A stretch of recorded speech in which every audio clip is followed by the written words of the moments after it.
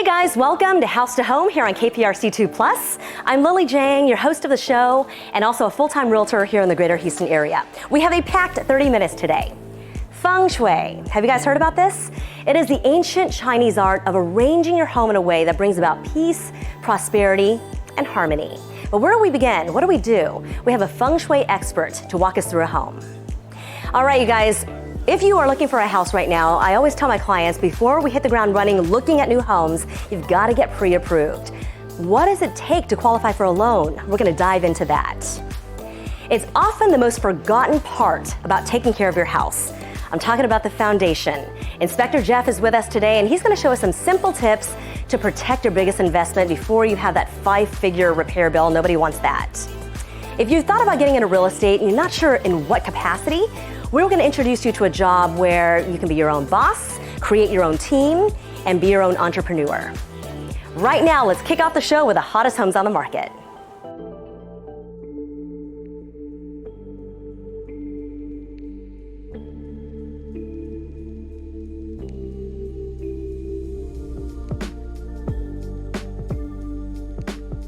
Hi Houston, I'm Melissa Serow with Busy Bee Realty, and welcome to the Bristol. Located in the heart of the Galleria, the Bristol has luxury amenities that include a full-service concierge, 24-hour valet parking, tennis courts, a newly remodeled pool and gym, plus lots of green space for your pets, and a club room for when you need additional space for entertaining. This is a rare opportunity to purchase one of the penthouses. With only 96 units in the Bristol, you will get personal attention and the concierge will know your name. We are in Unit 2404, one of the 8 penthouses in the Bristol, a 2-story unit that has floor-to-ceiling windows and elevator access on both floors. 2-bedroom, 2.5 bath, and a 2-story mirrored fireplace that reflects the views of downtown, the medical center, and uptown. Included are 2 assigned parking places and 1 storage unit. Features a stunning wrought iron staircase that is the focal point, eclipsed only by these magnificent views. This is a rare opportunity to purchase one of the 8 penthouses. I'm here with Sarah Sawal. We're co-listing this beautiful home in East Downtown at 113 Estelle Street. Come inside and have a look.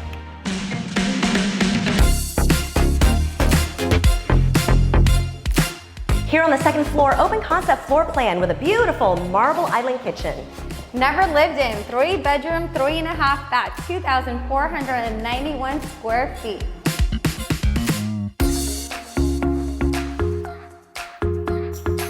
Come take a look at this view. This is what you wake up to, and this is not even the best view. Here on the 4th floor, nothing but skies on your private rooftop terrace, and look at that view of downtown Houston.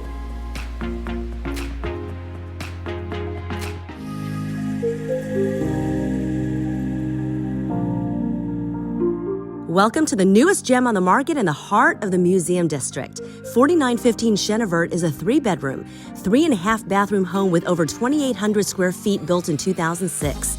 A beautiful open concept floor plan is on your 2nd floor and allows your island kitchen to seamlessly flow into the dining and living space. Gorgeous primary bathroom and large primary bedroom, with this top floor space perfect for a media room, office, workout room, or your 4th bedroom. Outside, nothing but skies as you overlook the Med Center. 4915 Chenevert is on the market for $620,000. I am standing here with what's called a soaker hose. You put this around your house so you save maybe potentially tens of thousands of dollars in foundation repairs. So I want to bring in Jeff Owens with Preferred Real Estate Inspections. You are such an asset because you have such great ideas for us and advice. Thank you. Let's talk about how to best take care of our foundation. It's not something we actively think about. Right. So a lot of the homes that are built in years, 10, 15, 20 years ago, we run into, when we do inspections, a lot of poor performance on the soil and grading around. So we always look at is that positive slope away from the foundation.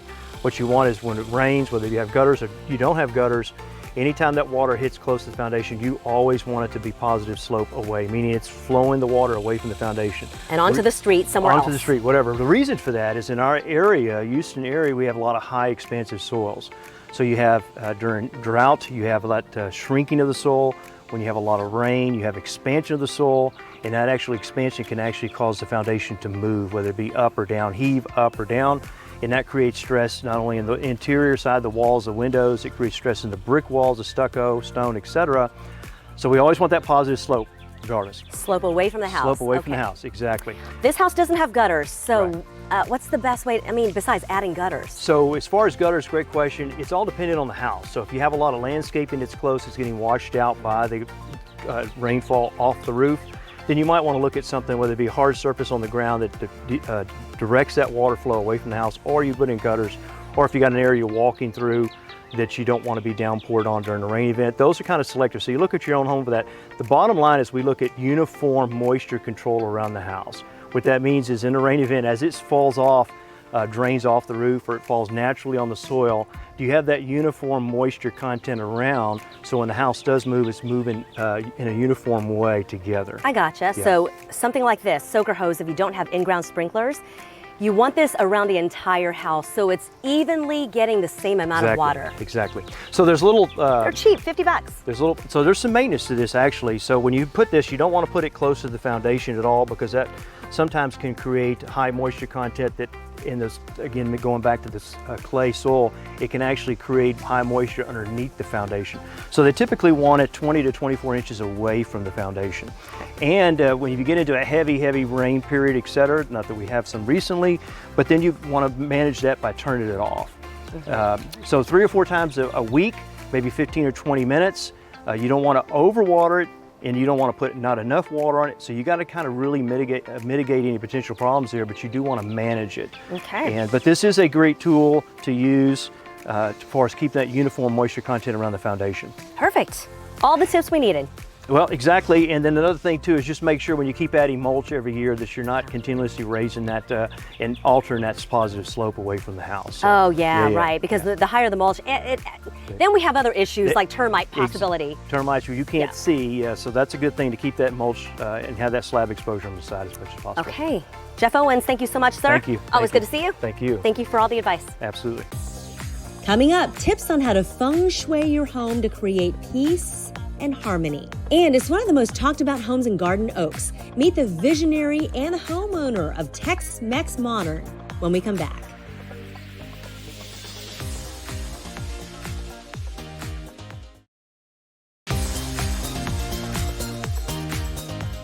You guys, this is one of the coolest homes I've ever seen. I found it on the Insta, Modern Houston Homes, and I want to show you inside because you're going to fall in love. Come on in. With me right now, Stephen Allen from Stephen Allen Designs. Welcome. Malachi's a homeowner. We're going to talk to him in a bit. But you are the brains behind this beautiful, yes, ma'am, beautiful home that has a name. Yes. Tell me how you came up with all of this. Okay, so we started off coming up with the concept with the 1-bedroom, 1-bath, in town, affordable but designer, artist style home. We started building these nouveau bungalow concepts, which we call them.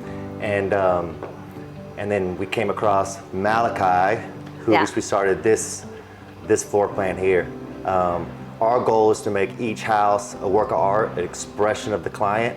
And so kind of going through the design, architectural, building process, and finding our way through that, right? You are the builder, the designer, and the architect. Correct. Every home that you've built has a name. This is called Tex-Mex Modern, and it's so cool. It's a piece of art. Yes. So what was your vision when you were creating this with the colors and the layout?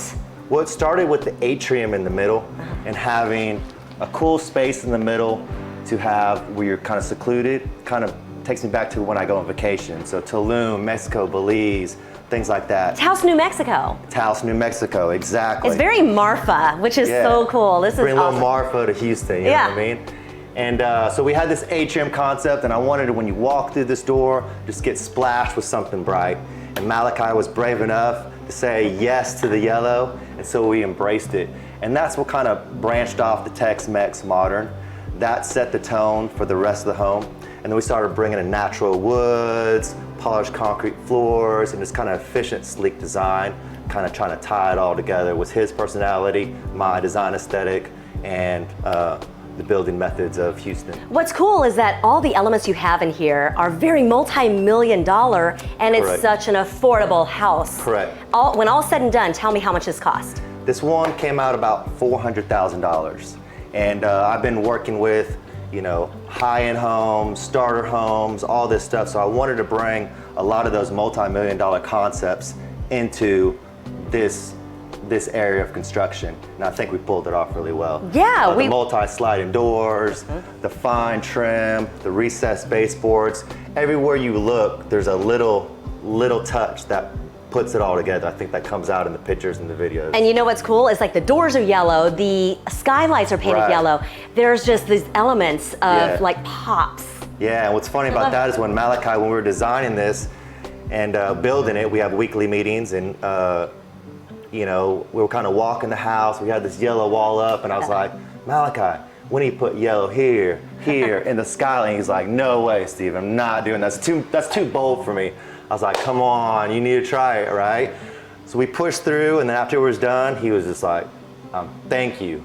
I love it. It's beautiful. And I do too. A lot of people think those skylights are on or have lights in them, but that's just the bright. natural light coming through with the paint, you know what I mean? Love it. That's very New Mexico right there to me. Stephen Allen, been building for 20 years, all Yep. over the Houston area. Yep. And you're a one-stop shop. Yes, ma'am. Good to see you. You too. Thank you so Appreciate much. it. This is Malachi Duffy, the homeowner, and you have one of the coolest homes in Houston. I agree. When yeah. people come over, what do they say to you about this house? They just, anytime you look anywhere, kind of like Steven said, you just see something new, and they always comment on that. They're like, I didn't notice that last time. I didn't see that the time before. So it's just constantly a surprise, and everybody really loves it. When you were building this house, and from the time you thought about buying it and to the time that it was done, it was about 2 years. Absolutely. Tell me how this all came to life, and were you so happy when it was finally done? Yes, very much so when it was finally done. Honestly, just the first time I saw one of Steven's houses, which is the one 2 doors down from here, I fell in love with it, and I said, I have to go work with that guy. And fortunately, we communicated really well. We had a lot of really compatible ideas. So just over the course of this, it was a lot of communication back and forth, me pushing Steven, Steven pushing back on me, coming up with these really cool designs, things that neither of us have ever tried before. And you know, as things just continued to progress, it got more and more exciting. So when it was finally done in January of this year, it was just like the coolest thing ever. Loved You it. could Airbnb this and make a killing. Oh, yeah. I mean, you really could. Oh, yeah. What's in store for you and your next home? Hopefully another design with Steven. So, and I don't know where though, but it's gonna be somewhere really cool. I'd love to do something in New Mexico, so if you can help me budget in that way. Yeah. Thank you so much for letting us in. Of course, Let's absolutely. have a drink. Make me a drink. Okay. Welcome back, guys. We've all heard about Feng Shui, the harmonizing of the energy in your home. But how do you do that? Where do you start? I want to bring in Patsy Balaki, the owner of Zen-Nautica. Thank you for being here. Thank you for having me. So Zen, we are in an entryway, so let's talk about the first things first. You're not supposed to wear shoes in the house. That's right. We're wearing shoes for TV purposes, but okay, shoes off. Shoes in the off. home. Why is that? Because you want to maintain your place clean and pristine. Shoes off at the front door. Okay, if you have an entryway that is a long hallway, you want rugs, you say? Yes. Explain That will sustain the energy within the environment, within your space. And if you have more walls, you can actually hang some artwork or big mirrors. You've been a Feng Shui expert for so many years. I've always heard that you don't want your front door to align with your back door. If that's the case and you live in this house, what do you do to keep the energy good and harmonized? There are very practical ways. One of them is working with light. You can hang a chandelier in the foyer area. You can hang mirrors. You can also hang artwork on the sides, big plants on the sides and the corners. That's a really wonderful way to maintain that energy in your space. And I've always heard too that if your front door opens up and there are stairs right there in the front, that's not good either, but you can also do something about that. Yeah, the reason is because the energy is flowing up. Right? You want it to spread out into your whole environment. So a big chandelier, big artwork like that will really help.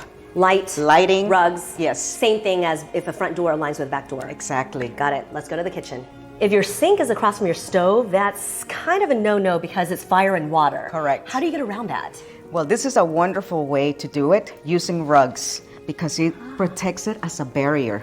Your bedroom is definitely the space you want zen and harmonized. When we walked in here, you said, oh, that's gotta go. Tell me Yes. about that. The reason is because it's crooked, it's not balanced. We want balance and harmony in this Let me room. try, because if you can't straighten something out like a light fixture, then what do? I recommend to change it. Change it. That's not gonna be cheap. Okay, change it out. What about the bed? The bed should be a sanctuary for your healing space, also to calm the mind. I would say definitely no shoes under the bed because that creates even more anxiety. Make sure that you have a baseboard, backboard that also gives you support and balance. Is there a way that the headboard should be facing?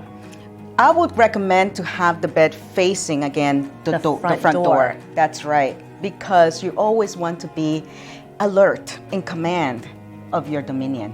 No television in the bedroom. No TV, and I'm very glad to see that this beautiful bedroom does not have one. The reason for that is because there are no more distractions. I have a TV in my Yes. room, so what do I do about that? You can Keep actually watching it? You could use a selenite stone crystal, or you can actually cover it with a beautiful shawl or blanket. What does Night. that do? It deters the energy from going out. It just gives you peace of mind. You guys aren't gonna like what I have to say here, but Patsy says no pets on the bed ever. Ever. Reason for that is that they have their own energy as well. They interrupt your sleep, and I really like the fact that you can actually have them in your bedroom, but Just just next give to them you. their space. A lot of us are working from home still, and we want our space to be harmonized. I don't know how to make my office zen, so I need your help here. This is a plant, you say lots of plants, it's life. Yes, it's life, it cleanses the space, it's natural, gives you peace and calm while you work. What do you say about a trash can? That to me is a lot of clutter that you're not gonna see, so I highly recommend to get one with a lid and put it under your desk. A lid. Yes. And keep it away from your sight. Correct. What do you say about clutter, paperwork, all that stuff? One thing that I do not like seeing are scissors because they cut energy. So I would say put it under your desk in a drawer. Don't put it in one of these cups like I do. Correct. Okay. I know it's easy, practical, but it's also cutting away your money. I didn't know that. The position of this desk is great, you say, because Yes. it backs up against the wall. So tell me about that. Yes, you need to have ample space to move around so you can feel like a queen when you're working. You have the energy to go at it and you have no interruptions. So one thing that I highly recommend is not having anything that's going to impede the way that you move in and out of your desk. So get rid of all this stuff. Get rid of all this stuff. But the fact that I'm backed up against a wall, I'm facing the entry is Yes. exactly how it should be. Yes, because the back, having a wall is like a mountain behind you, giving you that support that you need when you're working. And you're also facing your main entrance, you're facing the street, so you're always in command of your life. And a lot of natural light, high ceilings is good because Yes. it's like airspace. Airspace, energetic, and you feel like you're working in a natural lighting environment. Perfect. We love our space to be zen. We thank you for being here. Thank you for having me. Thank Pleasure. you, Patsy. Good to meet you. Next on House to Home is always the first step to buying a home, getting pre-approved. We'll talk about what it takes to qualify for a loan. And y'all, every time he's on the show, my inbox blows up. We play a quick Q&A with Realtor Justin Dugat.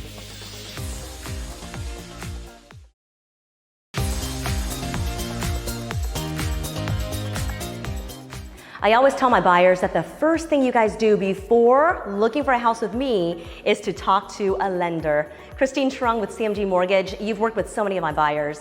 I want to start from the get-go. What is the first thing you need to do to qualify for a loan? Yeah, well, thanks for having me, Lily. You're welcome. So the number one thing you need to do before looking for a house is to connect with a lender to determine your financial health.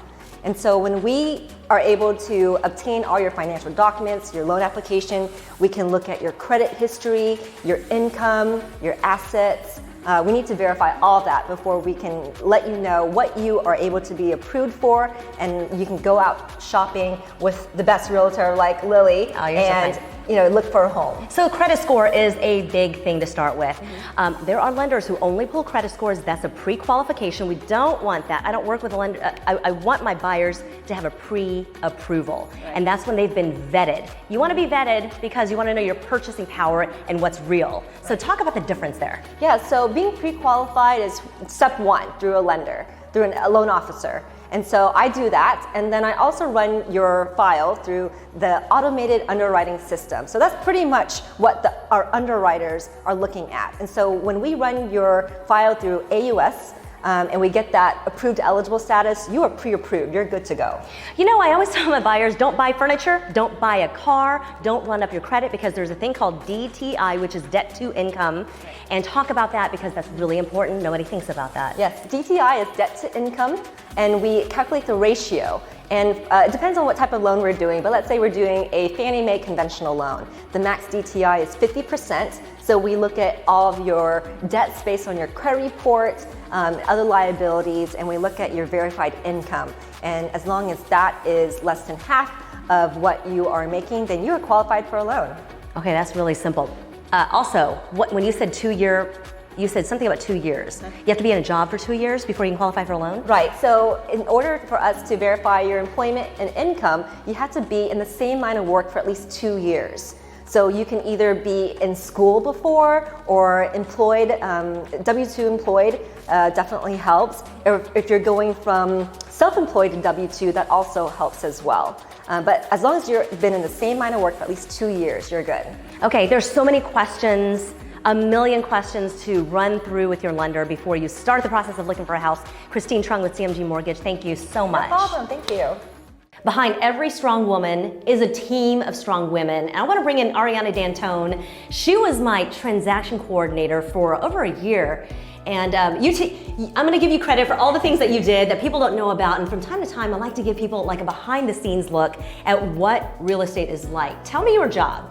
I'm a transaction coordinator, which is essentially all of the stuff that agents don't want to do. So the back end of a transaction, the paperwork, talking to clients, talking to lenders, talking to title, managing deadlines, and making sure that everything is on track in a transaction throughout the entire thing. Okay, I'm gonna brag about her because you are so young. You were in your early 20s when you started full service transactions, and now you've mentored over 100 students. So you do so much. How do you do that? It's amazing. Like you said, having a team, you have to have support, and you can't do it all by yourself. So at first I was like, oh, I'm just gonna work probably like 18 hours a day. And I was like, this is not realistic, I can't grow. So I had to bring people on, let them support me, and then I'm able to help more people at a wider scale. So here's the thing, there's so many different areas of real estate that you can get into, and it's not just being the realtor. It is, you can be your own boss as a transaction coordinator. Tell me what the job is like.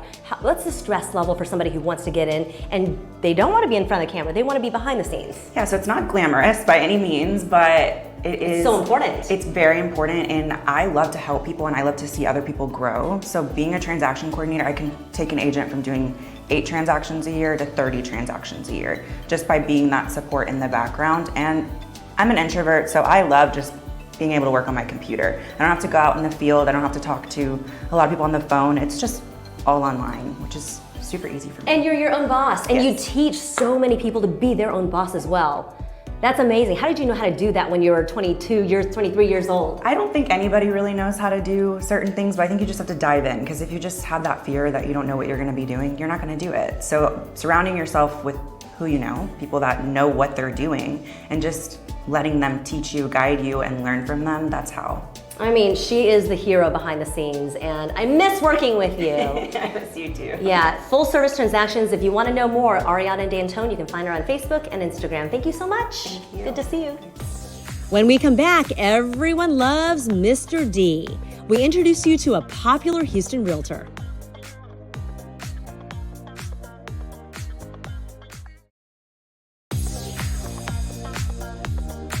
Thank you for watching this edition of House to Home here on KPRC2+. If you guys have any questions for us, if you have any segment ideas or want to be featured, please email me, housetohome@kprc.com. And as always, if you have any questions about buying, selling, investing, or how much your house is worth, please email me as well. As we wrap up the show, we're going to introduce you to one of Houston's most popular realtors. You guys, every time he's on the show, my inbox blows up, my text messages, emails, DMs. Everybody wants to know about Mr. D, y'all. Justin Dugat, Norhill Realty. You're so down to earth, but everybody wants to know about you. So I'm gonna do a rapid fire Q&A. Never done this before, probably never will again. So I'm gonna start. Where do you live? Highland Village. Favorite Houston area restaurants? Fig and Olive, of course. Favorite workout or gym? I have to say Barry's Boot Camp. That's a hard one. Yes. Why Norhill Realty? They're a trustworthy company. I trust them. I know my clients can trust them, and you know, they're good at what they do. Which side do you like better, the buy side or the sell side? I prefer the sell side. It's fun to present a property to the market and be proud with my clients about their home. Which areas do you sell real estate? I'll go anywhere. I work a lot in town, but I'll go the Woodlands down to Pearland, anywhere. Favorite vacation spot?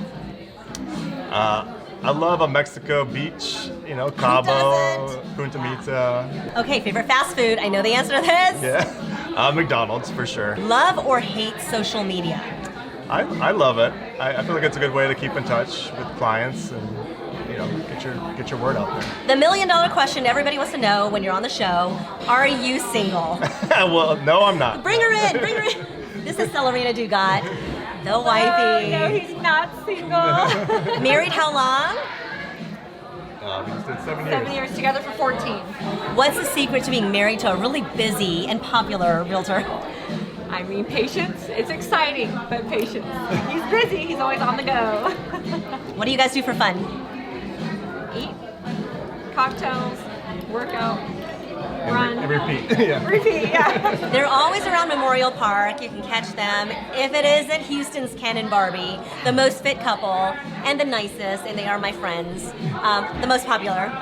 Thank you guys. Before I let you go, what is the secret to a happy marriage? I say communication. Being best friends. Best friends. Best friends first. Best friends first. Thank you guys. Thank you. Thanks for being on the show. Thank you.